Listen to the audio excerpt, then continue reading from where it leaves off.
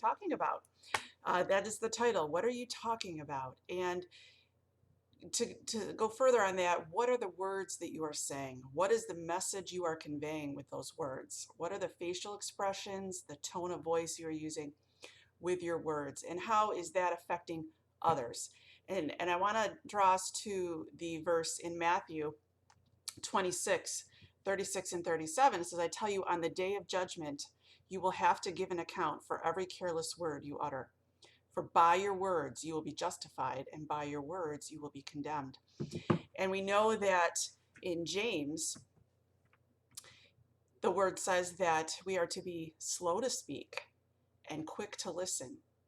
And when we think about that verse, I think often we are thinking of others, quick to listen to others before we speak.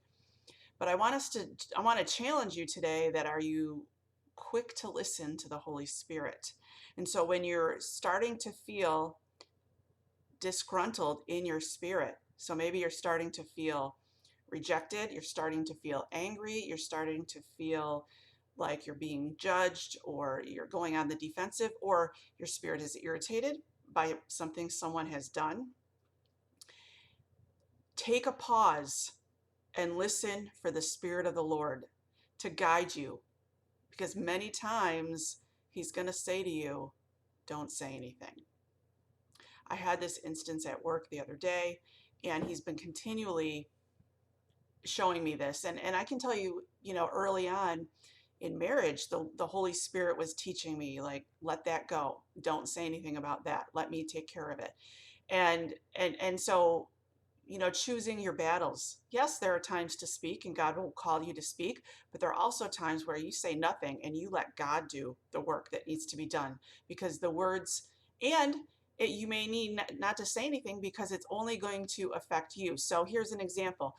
You get upset about something and you tell someone else about it, right? So in your telling them about it, you get even more frustrated, more irritated, and now you have someone listening to your side of the story, taking your side, almost like cheering you on, like, yeah, you have a right to be upset. Okay? So when we enter into this dialogue, we are now bringing in another person, so we're affecting their vision, their perception of the person that you're speaking about or the situation that you're speaking about. You're also affecting your spirit because you're feeding into really what the flesh is, our emotions coming from the flesh and what we are perceiving. And many times, I'll tell you what, many times we start getting irritated about something and we don't really have the full story. We don't have the full perception of it. And so like I said, at work the other day, there was a situation that I could have, in my mind, I'm like, I could have gotten upset about that. I could have spoken out about it. And I just heard the Holy Spirit saying, don't talk about that. Don't talk about it. It's okay. And when you can do that, when you can be slow to speak and let the Holy Spirit speak to you and you listen to what the Holy Spirit, you're going to ease and diffuse a lot of situations that would want to wage war on your spirit. So being slow to speak, not allowing yourself to get upset about things, not allowing yourself to take offense to things. I mean, there's so much more we could talk about here, but really the main point I want everybody to think about is, what are you speaking? What is the tone of voice you're using? What is the message you're conveying? And are the words necessary? Because in the end, we give an account for everything we say. And we've all said, things that we wish we could take back, or things that were careless.